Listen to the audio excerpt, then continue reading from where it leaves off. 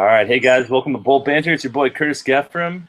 We're going to be recapping the game today against the Bengals after a painful loss, and we have Kendrick here as well. How's it going, Kendrick?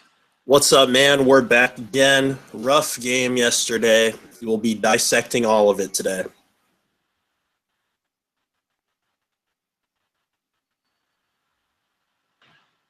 Was expecting a lot better from this team, and let's just get right into it. I just kind of put a general quick review statement together of just how we started the game from behind the moment that Keenan fumbled that ball.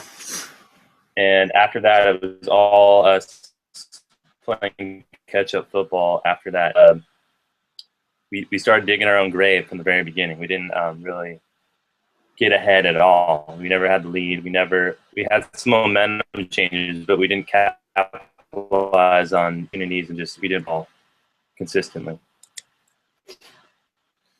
Yeah, dude. The toughest thing about it was that, like, from the moment that he muffs that punt, it all just went downhill. Like, you had that touchdown to Green, you had Lambo's missed field goal, you had the touchdown Flowers gave up to Marvin Jones. Like, I was just like, oh my gosh, like nothing was like turning our way at all. Fun. And like right when you thought it would, like you had that fumble recovery, and then it wasn't because his hand was like this, even the ball went like this. Like, oh my gosh, it just like it wasn't a good start, and then we just couldn't get it going. It's too little, too late. Yeah. And like we'll go more into it and stuff, but like some of them. And we looked like a different team. Well, no, I didn't really think that. I think it was just because as far as offense goes, it's because Fluker wasn't out there. It's because we had a tackle starting at guard. Like, you could tell right away those stupid penalties and all that. A lot of that factored into those guys not really being on point. And then as far as like defense goes, like, you could tell that the Bengals O-line is way better than the Lions O-line because our pass rush was like nothing. We didn't even have a sack in this game. Yeah, I could. Like, I think we barely saw Melvin Ingram. I think I saw Melvin Ingram like twice in this game. I didn't see Kyle Emanuel. I saw Tauchu on the fumble recovery. I saw Teo a lot, making some hits. I saw Butler, but like, I saw Legion like once when like he saw Giovanni Bernard. Like, it's so dumb too because Jeremy Hill had 2 fumbles in this game. We didn't even capitalize on those. Like, he got benched. Like, it was crazy. Yeah, didn't capitalize on a lot. So I kind of wrote a little list of positives and negatives from this game. There's a lot of negatives, but maybe I'll say my 2 positives, and you can say the 2 positives, the other 2. But Flash Gordon, Mr. Melvin Gordon, he had some good runs in there. That's a definite positive. I was like ecstatic when he just broke out on those runs. I was like freaking out, like giddy. Oh, how do you not jump out of your chair? That one where he's running up the field. He's running up the field, and Floyd's right there, and he just pushes Floyd just to get that little momentum. I'm just like, oh my gosh, let's go! Like, it's electric, man. We haven't seen that since LT. He's like, get on my way, man. Ryan Matthews never did anything like that. Like, Michael Turner, LT, like freaking when they jump into the open field like that, that's like exactly what it reminds me of. They start burning, yeah. And then another positive I noted was that Green is still stepping up as a go-to guy on third down and just go-to guy. He's not stepping down. He's taking the role of the main tight end, which is great because we need that, especially in these 2 coming weeks. Yeah, I thought Fouts was just like calling that out a lot. Like, he was like, we haven't really seen Ladarius Green in a while. Like, there he is at the top of the set. And sure enough, the play went to Green. Like, you could tell right away, like, when they needed him to step up because he lined up in that spot, and he sure enough did. Like, I really thought that was important because, as we're going to talk about later, I thought their corners shut our receivers down. Like, I thought our receivers were no-shows in this game, which is bad. They were. Moving into our third positive of the game was Woodhead. Man, he was bouncing around like a pinball when he got into open field. He'd get a 2-yard catch. Mm-hmm. He'd bounce around. He'd somehow make it to the first down. Like you saw it on that last drive. Like it was flashbacks to that Cowboys-Giants drive where Romo was just dumping it off to Joseph Randle. Like it was the same thing with Woodhead. Like it was a little dump off to Woodhead. He bounced around. He found his way. Like he was really fighting there to just get yards because he knew that we needed them. He was trying. He was trying to keep us in the game. Yeah, and that's why we love that guy. That's why it's so important to have him out there. Like he's an absolute game changer for this team being out there. Definitely. And then we had Dan Fouts in the booth, so it was very fitting that Phillip Rivers passed his record as the Chargers' all-time leader in passing touchdowns with 255. And it was really an awesome moment. It was great that CBS had Fouts out there, so Fouts could be in the booth to witness it. We could kind of hear his thoughts on Rivers, and he thinks Rivers is going to make it a 355 one day. Like he almost has no doubt about that. So it was really an amazing moment.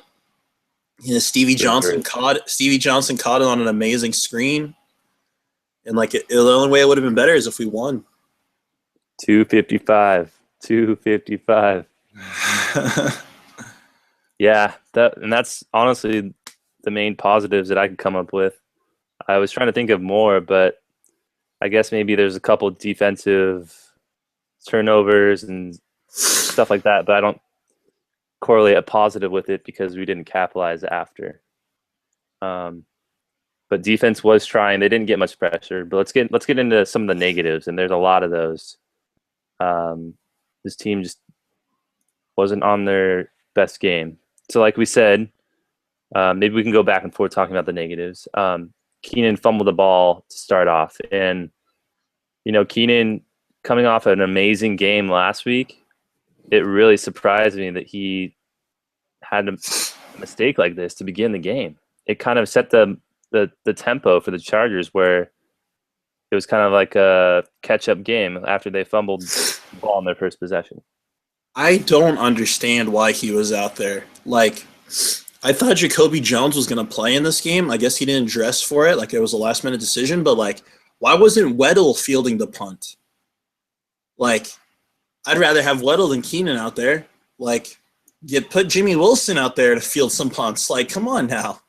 Yeah, they've had Keenan as kind of a backup punt return for a while, though. I think he's been, like, the secondary punt return.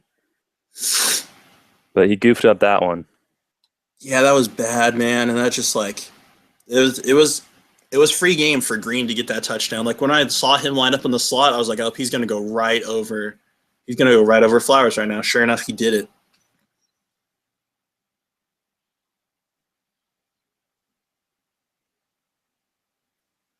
All right, let's move on to the next one.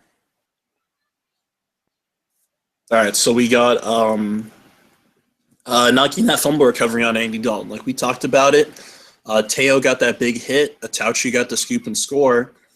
And sure enough, when you watch it in slow motion, because Andy Dalton's hand motion is moving like a throwing motion, and from where the ball slips out, it's the tuck rule from, I think, the Raiders-Patriots game, from when Tom Brady botched that one, that they turned over, where basically if it looks like a throwing motion on the review on a turnover, then it's an incomplete pass.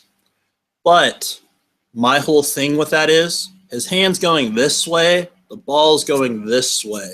That's not a throw. That's not a throw that happens. The ball goes this way because he gets hit as his hand's going forward. I say that's a fumble. Like oh man, that made me so angry because that would have gotten us what? We would have been right there, right? Would we have tied the game? Would we have taken the lead? Like I think we would have been down by 1. I think that was very crucial. And, like, if we go for 2 right there, we tie it up. Like, man, it made me so mad because the way that ball slipped out of his hand, it couldn't have been an incomplete pass. He got hit, and it just so happened that his hand was going that way just because that was how the hit was going. I really think if Teo hit his arm and he couldn't have moved his arm forward, they would have called that a fumble. Like, I'm just being real. But, like, oh man, you can't say it got robbed because there's so many other reasons to win this game, but like it's one of the reasons where like it just wasn't going our way. Yep, it wasn't going our way. That's what And like people were like. the motion of his arm was like it wasn't kind of like this. It's almost like he tucked his arm down like to try to not pass it. You know what I mean? It wasn't like a. It was almost like he tucked his arm down. Like I remember watching the replay. It wasn't like Yeah, and the you ball gotta got look at knocked you gotta out. look It at the was flick of the very much wrist. more of a. It was like a tuck down, like he's trying to tuck the ball down from getting hit, and it came out in that motion of down. It was so dumb. Yeah. I wish that was All our right. one reason we lost, but sure enough, we'll see more. Yeah. And then another one, and I have to double. I'm pretty sure this is correct because I saw as many places that Flowers gave up 3 touchdowns, and I think I remember him chasing 3 touchdowns. He did. He gave up the So- touchdown to AJ Green right over him. He gave a touchdown to Marvin Jones right over him in the open field, and then Tyler Eifert on the edge up there. Yep, that's Both right. these Accurate. both these guys got behind him by like 5 yards. Like, what was going on? Like, we know he was in the I don't injury know. report and stuff for like an ankle or something, but like I didn't think it was going to affect him that bad. And near the end, it was almost like they were targeting whoever was on, like the matchup, like picking the favorite matchup. Like, all right, Flowers on that guy, we're going to him. Boom, touchdown. Yeah, it was crazy to me. Like, I thought Verrett and Jimmy Wilson had an amazing game. Jimmy Wilson had a fumble recovery off of Jeremy Hill. Like, it's like Flowers is our lead corner. Like, we can't have that at all. And Like, I was that very Eifert one surprised- was on 3rd and goal. I was very surprised Verrett had that unsportsmanlike conduct.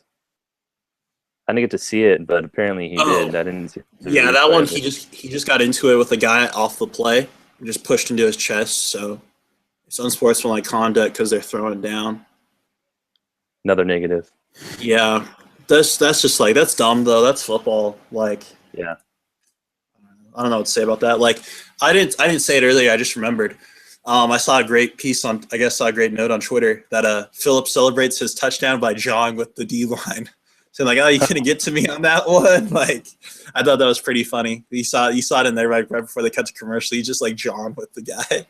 He is That's talking a lot of hilarious. smack too in the game. Like when he put down his shoulder on that run and he just Oh. shouldered that guy. That guy was like, "What are you doing? What do you mean? What am I doing? I'm Phillip Rivers. I can't run." If Peyton Manning put his shoulder on you, you'd be like, "Oh, God bless Peyton.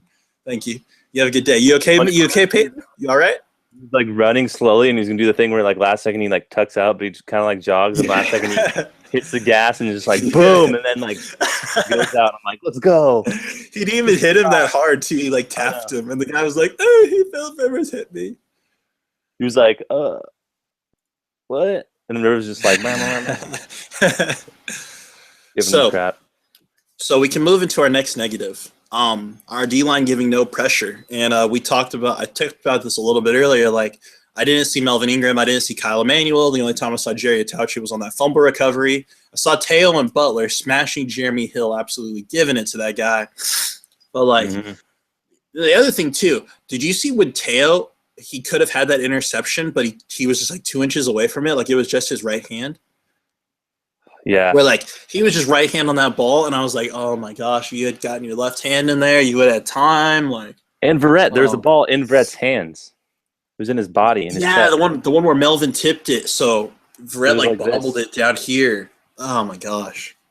That was So yeah, key. those 2 interceptions that would have been pick sixes because it would have been open field. But Mhm. we're talking about the D line, like.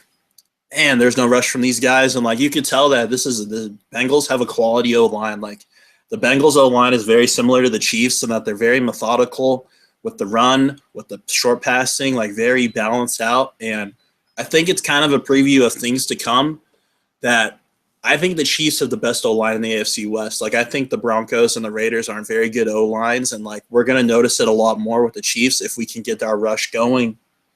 Because like I really saw like after watching it again, like Melvin Ingram was very stood up in this game. Corey Leggett was getting stood up. Like I didn't even see a defensive tackle, whether it was Kendall Reyes. Like the only time you saw them was if they were finishing off a pile on a run. That was about it. Yep. Yeah. Dude, there was comparing this week to last week, there was no pressure I felt. Yeah, they wrecked Matt Stafford last week. Like we talked about this. Like Mhm. the Andy Dalton had to feel like he was in the pressure cooker to give this game up, and sure enough, he didn't. That was But the I also one thought there were thing chances to give it up too. I thought we dropped the two picks that I said we needed 2 picks out of Dalton, and we dropped them. Mm-hmm. Dropped them. And the last time we played Dalton, putting pressure is what kind of allowed us to win. Making him uncomfortable. Yeah, he fumbled that ball when he dove. He didn't slide. Yeah. The one that closed the game out. And I saw a flashback to that. He dove on like 3rd and 2. He just like dove for the first down. And I was like, if he drops it again, like it was like 4th quarter, like 5 minutes left. Like I was like, oh my god, it's Also, happening again. Personal note, like what? I mean, I was thinking your quarterback. Why are you diving head first? I don't know why he does that. He's weird. He's a weird little kid. Bro. All right. Anyway, on to the next one. Our O-line allowing 4 sacks in the game. It was kind of a what's the word? A different combination of O-line that we haven't seen. And in all honesty, Harrison did not have a good game. Dude, Hairston was horrible. This was worst case scenario for guard play.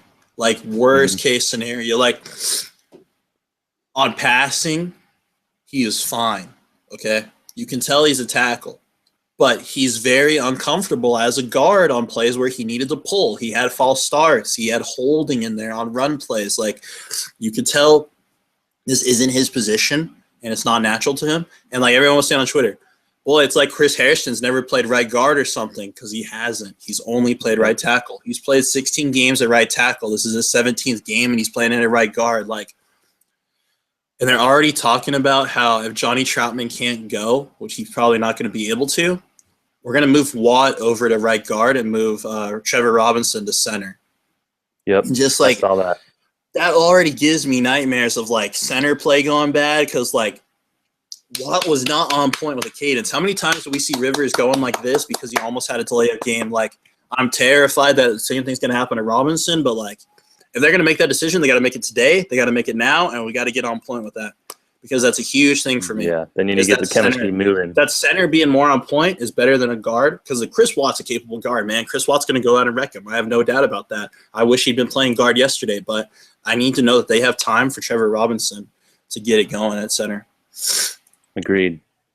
We'll see what happens. I like Chris Watt at center just because he's had chemistry going with Phil already.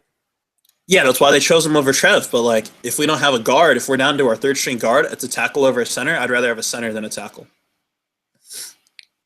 Shoot, might as well just put John Phillips in there, right? Oh my gosh, don't even. That'd be amazing. All right, and let's move on to our next negative.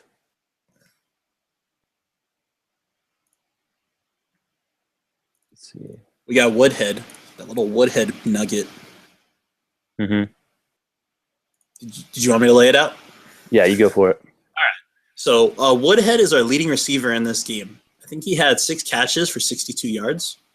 And, like, that's absolutely, like, unacceptable for what we should be having from our receivers. Like, I really thought, like, we talked about it, how their receivers were really hurt and stuff. Like, Kirkpatrick was huge in this game, man. He was laying out on the big hits. He was stopping the drops.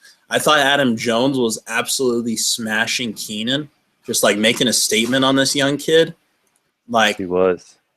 Adam Jones and Chris Kirkpatrick were everywhere. Or is it Dre? It's Dre Kirkpatrick, I think. I see it in here. But like, listen to this. Adam Jones and Dre Kirkpatrick led the team in tackles. Adam Jones had 9. Dre had 7. When your corners are leading in tackles, that means that our receivers absolutely got wrecked. And, like, listen to the stat line right here. Keenan has 2 catches for 16. Stevie has 5 for 45. Ladarius 5 for 47. Floyd 2 for 55 on that long bomb touchdown to Floyd, by the way. Throwback to the old days, man. Holy crap, that was good. And then Danny Woodhead, 6 for 68. Like, man, they shut them down. And there's a lot better corners that we're going to have to face. You're going to have to face Aqib Talib with the Broncos and Chris Roby. Mm-hmm. Like, those corners looked unreal against the Chiefs. Yep. Man. That's going to be a tough one. 2 times. We'll see what they can do, man, because, like, it's very worrisome to me. Like, honestly, This looked like a game where we needed Gates more than any other game ever because we needed that guy right in the middle of the field who was just planted in there. Yeah, Like and I really felt like Rivers felt like he had no other options. someone was telling me that it kind of looked like it, like our game plan in terms of structure of plays was completely different, different like what's the word, scale, like a different package than we had last week. It just seemed like it wasn't focused on pass, pass, pass. It was very focused on the run and then pass. You know what I mean? Well, at first, like I was gonna say, another negative that we could throw in there was that Melvin Gordon didn't play the entire fourth quarter. Woodhead was in there the whole time, and I think they went very pass heavy. But like, you got to be able to mix it up. Like this guy had 3 20+ yard runs. Like let him try and get into the open field because the pass isn't working, and let them try to stack the box. You had Woodhead out there in the slot. He moved down next to you. Obviously, they're not going to stack the box and they're not going to bring their guys. They're going to raise this coverage up to the top of the field, and they knew that we were going to pass. Like I really got to question that. And then one other thing that isn't on there at all, really quick.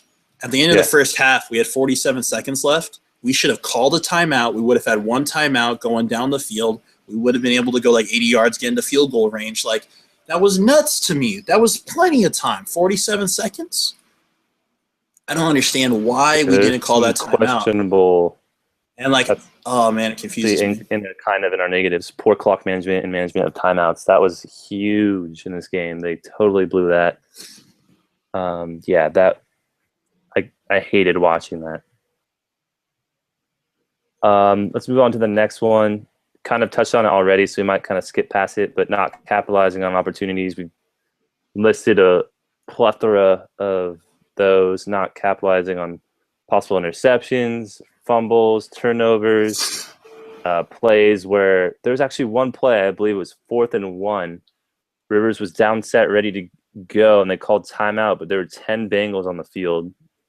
And people were tweeting like crazy about it. Like Rivers just called timeout when there are 10 Bengals on the field, obviously. And there's like a snapshot of the screen, and he's like getting ready to get down center, and the Bengals like linebackers are kind of like, looks like they're not ready. They don't know what they're doing.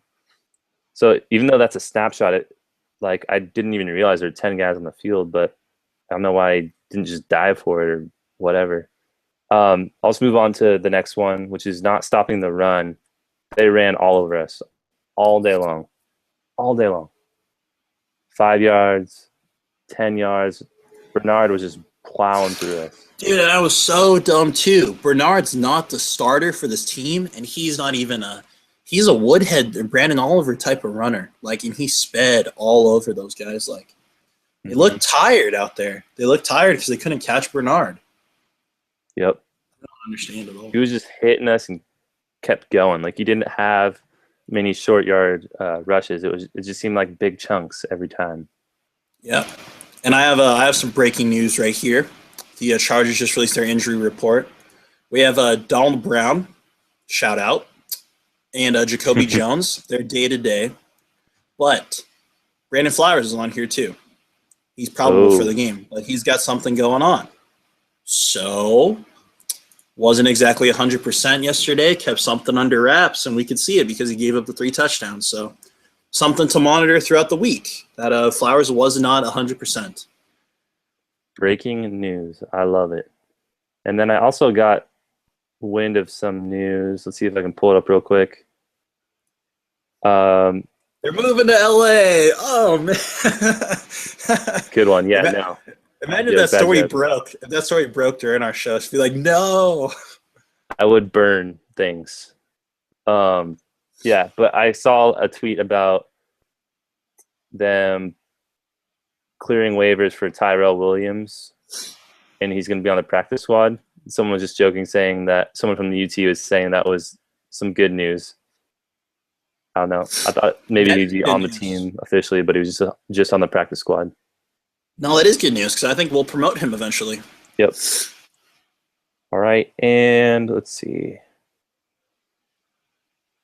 All right, and we'll just get this Get these negatives out of the way real quick. Penalties. Man, this game was filled with penalties on both sides, Bengals and Chargers. But, man, we gave up some stupid penalties, some silly penalties. It looked like we were not ready to play an away game under a tough crowd also. It was rough to watch. Yeah, it was. I also have another breaking news nugget. This is more NFL news, though. But the governor of Texas is saying that the Cowboys should sign Tim Tebow. Just want to throw that out there. For anyone who doesn't know, Tony Romo broke his clavicle yesterday. And Des Bryant is out, so it's pretty funny because it's the Cowboys. little NFL news nugget. There we go. All right, and then I'll say the last one. This could start a controversial argument about our kicker situation, but Lambeau missed a huge field goal. Huge. Dude, he barely missed it too. Like, he must have just misjudged the wind because, like, he missed it by inches. And, like, the Bengals kicker, like, missed one, like, almost in the same way too. Like, he was wide right on, like, one of his kicks. Mm-hmm. So just the wind flow, the way it must have been going, like, it absolutely, they both missed the same way, but, like, Lambeau's was closer in. So, as a catalyst to Josh Lambeau, who's on my fantasy football team and got me some points. Same. Appreciate that. But yeah, did we make the right move? I mean, he missed a critical one there. Did we make the right move in taking Lambeau? Yeah, because I tweeted at Bull Banter, like, right when we had a kickoff, he kicked it right out of the end zone. Our first kickoff right after we scored, he kicked it straight out of the end zone, no returns. Like, that's why we have him out there, because he's capable of kicks, capable of making big field goals, and he can bunt it out of that end zone, and we can shut that down. Because honestly, if Jacoby Jones isn't out there on kickoff and we only have Stuckey, I don't want anyone returning kicks. Gonna be honest with you. And like, when we got to play someone like the Chiefs with DeAnthony Thomas at Oregon and Niall Davis, that's huge that we can take that away from them. Huge. Yeah, and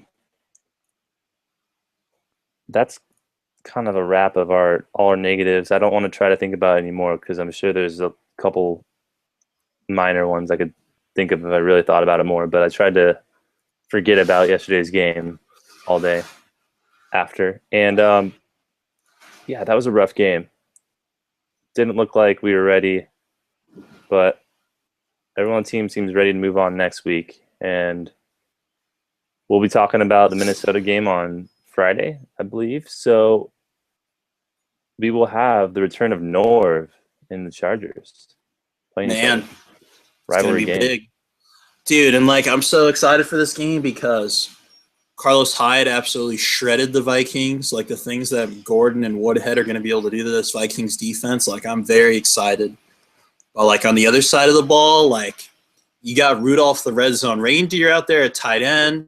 Teddy Bridgewater, very capable quarterback. Like, it's going to be really exciting because this is truly Norv's successor offense, and Bridge is a guy who's very similar to like a Big Ben, Phillip Rivers type. So I'm really excited for this game.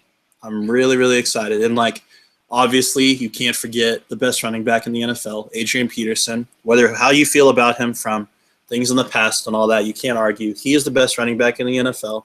And has a very high chance to light it up because he hasn't lit it up on the NFL yet. I know because he's on my fantasy football teams. So yeah, it's very scary because everyone's waiting for Adrian Peterson to have the breakout game. He very much could have it on our team. Everyone wants that 150 yards, 2-touchdown game. This could be it this Sunday, 10 a.m. So prepare for Friday because we're going to preview this game. We're going to throw it down, and we're going to tell you why the Chargers will absolutely run away with this game. Key word is run away. Yep. Slide that right in there. Yep. All right, guys. Thank you for watching Bull Banter again. Please go subscribe on our YouTube page. We'll keep you updated on everything going on with Chargers, and definitely follow our Twitter account at Bolt Banter, and go and like us on Facebook as well. You can keep updated on what's going on with the Chargers all around, games, news, everything. If you're watching the game on Sunday and you're watching Twitter also, you got to follow us on Twitter, Bull Banter, because we're just going back and forth talking about the game, giving you the little nuggets. Like, no one else is going to be talking about the game like us because we're just throwing it out there. We're having fun with it, man. It's very fun to watch a Charger game, so come have fun with us on Twitter. Watch our live Twitter. We'll be tweeting live as it happens. Oh, dude. It was fun, man. It was really fun, these early games. I was excited. Breakfast and football. All right, guys. Thanks for watching again. We'll see what happens, but this Sunday. But first, stop by on Friday when we have our next show. We'll be previewing the Minnesota game. Thanks, guys. Have a good week. We'll see you Friday. Stay classy, San Diego. 255.